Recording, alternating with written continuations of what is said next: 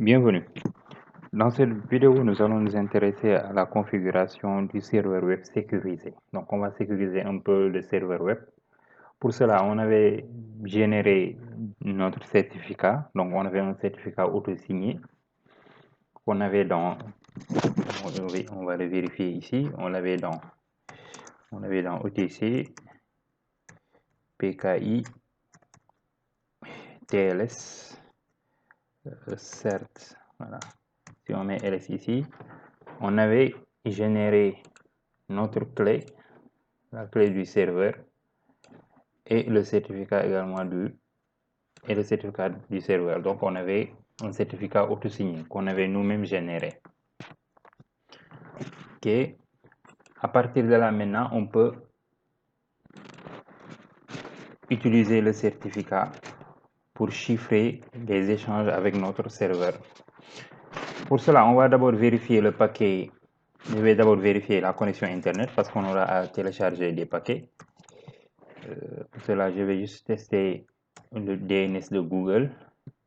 Ok, la connexion passe. La connexion Internet passe. Je vais maintenant vérifier le paquet. Est-ce que le paquet dont on a besoin est installé? C'est le paquet mode SSL. Pour cela, je vais mettre rpm-qa, la pip grep, et je mets mode SSL, mode underscore SSL. Par défaut, sous CentOS 8, le paquet n'est pas installé. Donc, le paquet n'est pas installé, je vais l'installer. Pour l'installer, cette fois-ci, je vais utiliser DNF. Avant, on utilisait yum. Je peux mettre yum install mode SSL. Mais cette fois-ci, je vais mettre DNF pour changer un peu. -y. Je vais mettre -y. Install.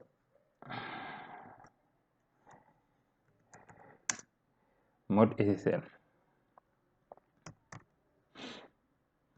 Mode underscore SSL.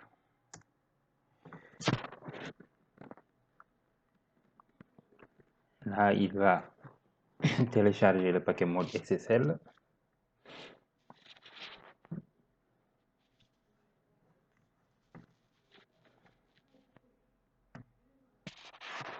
Voilà, le paquet est en téléchargement ici.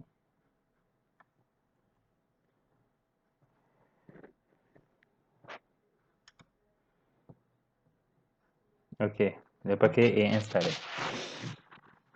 Une fois que le paquet est installé maintenant, je peux passer à l'édition du fichier de configuration.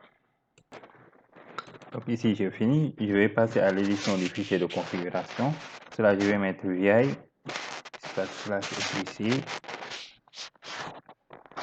httpd conf.d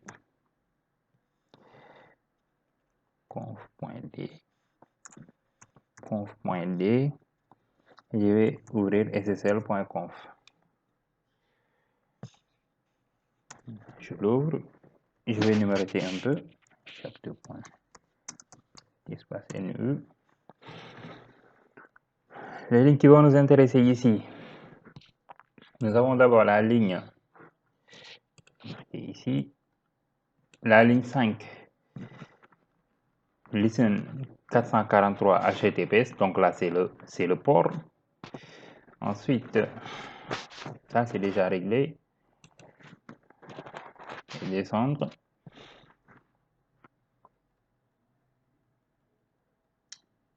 Session cache timeout, ok.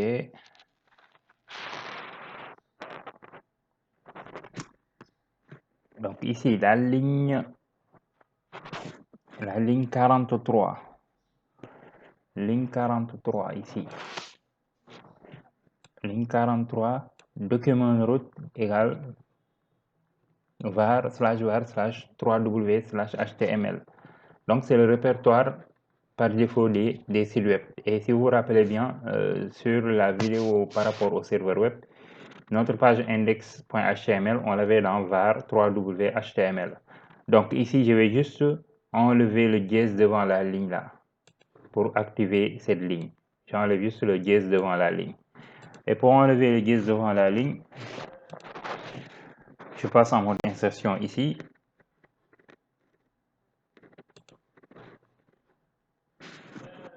Ici, je vais juste effacer ici.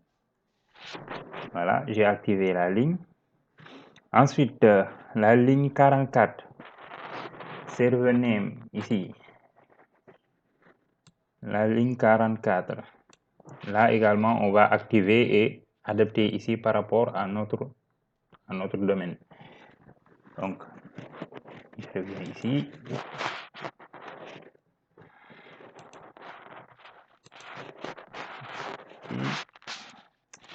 Server name. Et j'adapte ici. Au lieu de exemple.com, on va mettre notre domaine. Le domaine c'était byras.net. Byras.net. 2.443.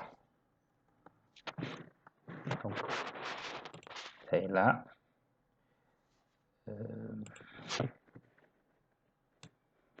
Byras.net 2.443. OK. Ensuite, on va aller déclarer nos certificats. Donc, vous pouvez descendre ici. C'est les lignes.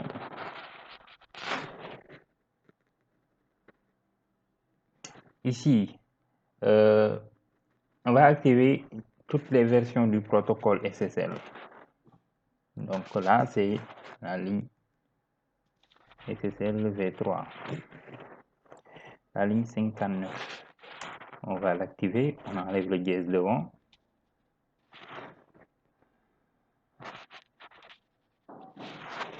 Ensuite, on va descendre à la ligne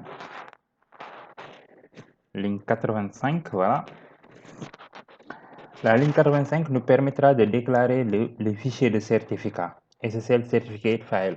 Et il faut bien voir, c'est dans etc pki tls cert localhost.crt. Nous, on va juste changer ici. Notre serveur, notre certificat est bien dans cert, mais il ne s'appelle pas localhost, il s'appelle server.crt. Donc, on va juste adapter ici server.crt. Donc, ligne 85.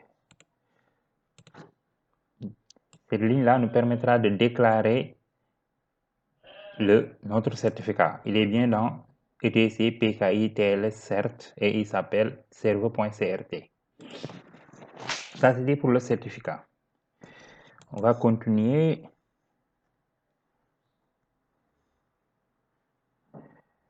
On va continuer un peu, on descend. Il nous reste à déclarer notre clé. La déclaration de la clé, c'est la ligne 93. Ligne 93 ici. C'est la ligne 93. SSL Certificate Key File. Maintenant là, il faudra faire attention parce que notre clé n'est pas dans private. Il est bien dans etc pki tls, mais il est dans cert, pas private. Donc ici, on va juste adapter. Donc,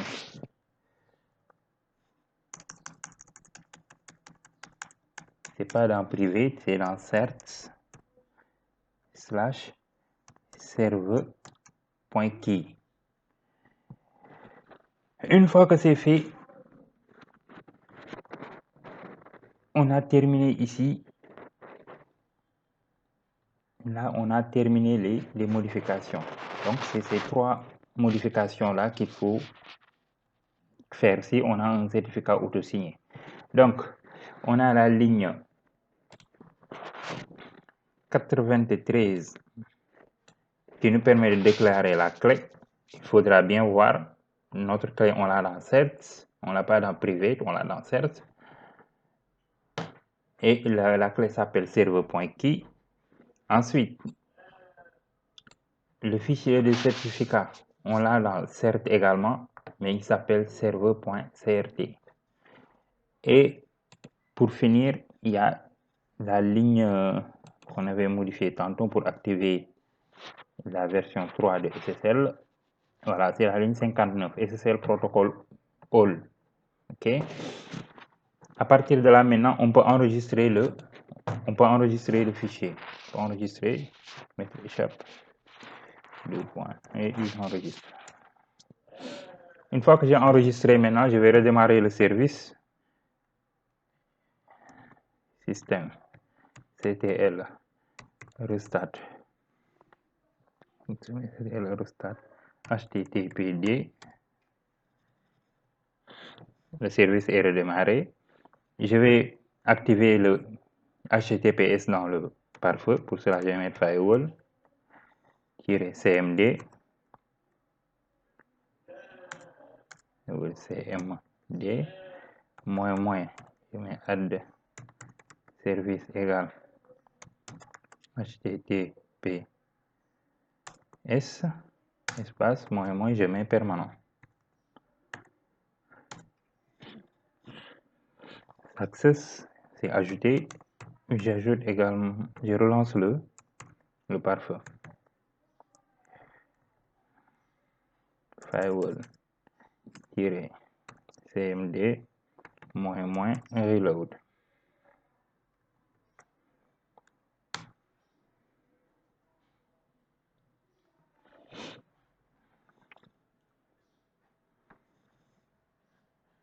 OK. À partir de là, maintenant, je peux aller sur mon client et maintenant tester le. Donc là, je vais ouvrir une nouvelle fenêtre, www.paras.net. Connection secure, mais HTTPS, 2 points. Et là, on me renvoie, si je mets HTTPS 3W. Le nom du domaine, on va me renvoyer la page là. Pourquoi? Parce que le certificat n'est pas un certificat délivré par une autorité de certification. Plus tard maintenant, on va voir comment avoir un certificat sur Internet pour chiffrer les échanges. Pour cette vidéo, c'est juste un certificat auto-signé, donc un certificat qu'on a créé nous-mêmes, donc qui n'est pas reconnu par une autorité de certification. Dans ce cas, ici, pour accéder à la page, le navigateur va vous renvoyer une page comme cela. Donc tout à l'heure, on va voir avec Chrome également. Là, je viens sur Advanced.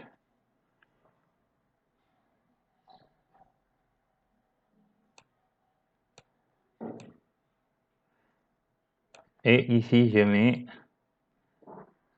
accepter, accept the risk and continue. Voilà. Maintenant, le serveur tourne avec le HTTPS. Et ici, maintenant, on va avoir les informations. Donc ici, on nous dit que c'est pas sécurisé toujours parce que c'est un certificat qu'on a créé nous-mêmes. Mais on va aller voir maintenant les informations par rapport au certificat. Privacy. OK. Voilà, on va essayer de voir le certificat.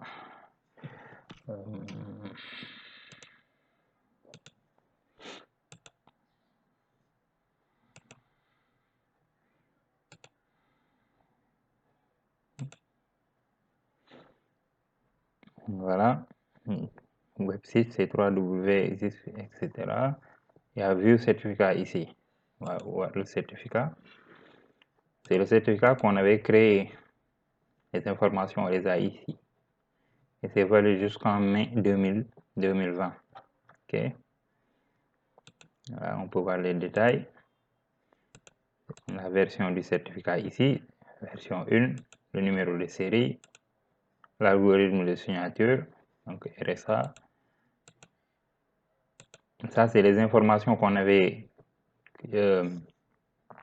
renseignées quand on a créé le fichier CSR. Donc, il y a ici la validité. La validité, on l'a ici. L'expiration. Là, c'est les informations. OK. Pour cela, maintenant, même pour un certificat auto-signé, on a la possibilité de l'avoir sur Internet avec Let's Script. Voilà. Dans une prochaine vidéo, maintenant, on verra comment créer le certificat à partir de Let's Script. Ok. Actuellement, maintenant, notre serveur est sécurisé, donc tourne bien avec le HTTPS, même si c'est un certificat qui n'est pas connu de Internet, donc un certificat auto-signé. À bientôt pour une nouvelle vidéo.